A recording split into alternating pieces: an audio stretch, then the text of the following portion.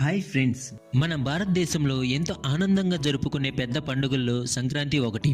అయితే మనం జరుపుకునే భోగి, సంక్రాంతి, కనుమ ఈ 3 రోజులకు అసలు అర్థం ఏమిటో తెలుసా? ఇప్పుడు తెలుసుకుందాం. మొదటగా భోగి పండుగ ఎందుకు జరుపుకుంటామో చూద్దాం. భోగి అనేది సంక్రాంతి ముందు రోజు. ఈ రోజు పాతవి వదిలి కొత్త జీవితం ప్రారంభించాలి అనే భావనతో జరుపుకుంటాం. ఇంట్లో పనికిరాని వస్తువులు, పాత సామాన్లు భోగి మంటల్లో వేసి కాల్చుతాం.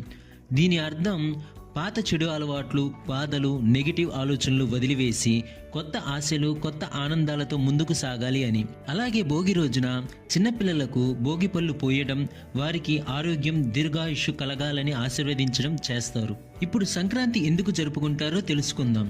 సంక్రాంతి అంటే సూర్యుడు మకర రాశిలో ప్రవేశించడం, రైతులు పంటలు కోసే సమయం, ప్రకృతి మనకు ఇచ్చిన వరాలకు కృతజ్ఞత చెప్పే రోజు.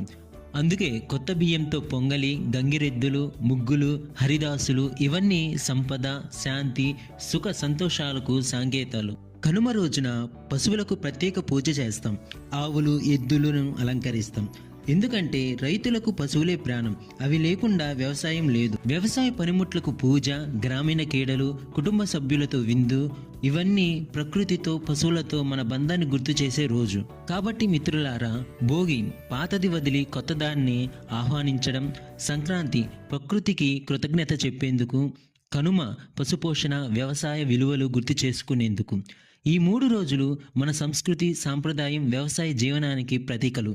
ఈ వీడియో మీకు నచ్చితే లైక్ చేయండి, షేర్ చేయండి, సబ్స్క్రైబ్ చేయండి. మన పండుగల గొప్పతనాన్ని అందరికీ తెలియజేయండి. అందరికీ సంక్రాంతి శుభాకాంక్షలు.